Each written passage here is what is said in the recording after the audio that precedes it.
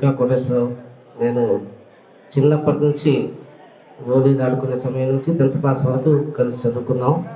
ఆ తర్వాత కోటేశ్వరరావు డిఎఫ్టీ చేసి అతని రూట్ వేరుగా ఆ రోజుల్లోనే మేము ఇంకా సెటిల్ కాని రోజుల్లోనే కోటేశ్వరరావు అప్పట్లోనే ఉద్యోగం వచ్చి ఢిల్లీ వెళ్ళిపోవడం జరిగింది.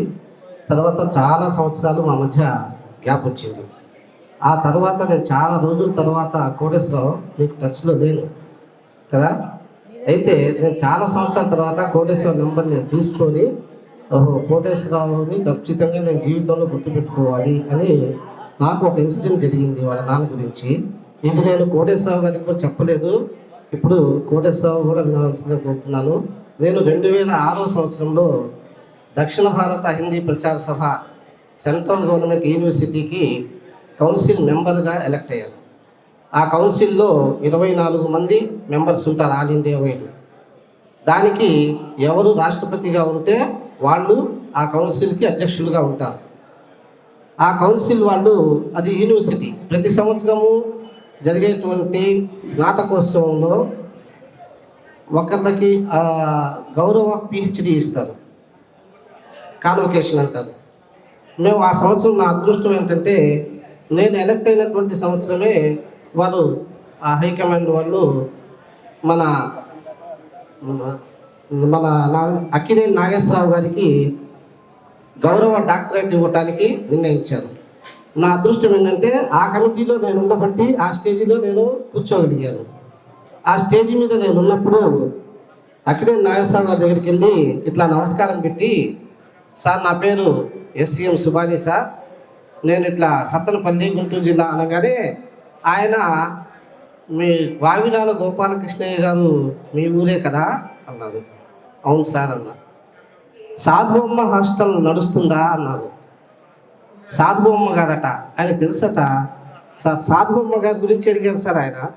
ఏంటి సార్ మీకు ఎలా తెలుసు అంటే, నేను విరాళం ఇచ్చానండి, అక్కడ ఒక బిల్డింగ్కి విరాళం ఇచ్చాను, అది హాస్టల్ బాగుందా అని అడిగారు. ఆ తర్వాత ఆయన అడిగిన 3వ ప్రశ్న, మీ ఊళ్ళో జింకా రామారావు అని ఒక ఆర్టిస్ట్ ఉన్నాడట కదా అని అడిగారు. ఆశ్చర్యపోయాను నేను.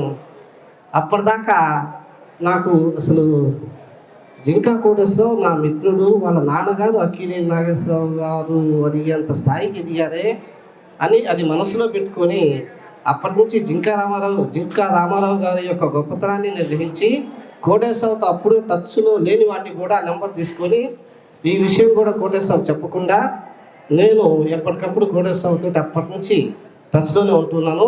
దీనికి మా మిత్రుడైనందుకు కోటేశ్వరరావు నమస్కారం, మేము గర్వపడుతున్నారా నిజంగా.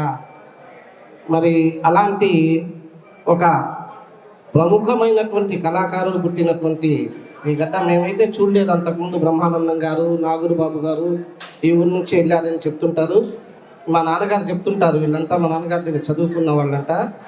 రావలింగే బడిలోనేమన్నా బ్రహ్మానందం గారు, చింతల బడిలో మనో గారు సింగర్, వీళ్ళంతా మేము చూడలేదు. కానీ నేను ఈ మధ్య ఒక కళాకారుణ్ణి నేను స్టేజీ మీద చూశాను. మన మాతంగి సాంబశివరావు ఉండి మన బుడగాల సుబ్బారావు గారి కళా పరిషత్లో ఆయన ఒక అమాయకపు క్యారెక్టర్ వేశాడు. మాస్టర్ మాతంగి సాంబశివరావు గారు ఎంత బాగా వేస్తాడు. అలానే వెంకట్రావు గారు నాకు తెలుసు, నేను మీకు తెలియకపోవచ్చేమో, మీరు నాకు తెలుసా కళాకారులుగా. మా నాన్నగారు మీ గురించి కూడా చెప్తుంటారు. అయితే నేను చూసినటువంటి అద్భుతమైన కళాకారులు మాతంగి సాంబశివరావు గారు ఒక అమాయక క్యారెక్టర్ చేశారు సార్. నిజంగా సత్తెనపల్లిలో ఇంత గొప్ప ఆర్టిస్టులు ఉన్నారా అనిపించింది నాకు. ఈ అవకాశం ఇచ్చినందుకు జింకా కోటేశ్వరరావుకు మా మిత్రమండలి అంతా మేము రావటం జరిగింది. మా క్లాస్మేట్స్ అంతా ఇప్పుడు జానీ, సమీరా ఎలక్ట్రానిక్స్, అహ్మద్ అలీ, మేమంతా రావటం జరిగింది. మా అందరి తరఫున జింకా కోటేశ్వరరావు గారి కుటుంబానికి ధైర్యం ఇచ్చి, జింకా కోటేశ్వరరావు వాళ్ళ నాన్నగారి యొక్క ఆ గ్యాలరీ ఉంది కోటేశ్వరరావు అక్కడ, దాన్ని ఎలా చేస్తామో శాశ్వతంగా దాన్ని భద్రపరుస్తామని చెప్పేసి ఆశిస్తున్నాను. ఈ సందర్భంగా నేను ఒక విన్నపం చేస్తున్నాను.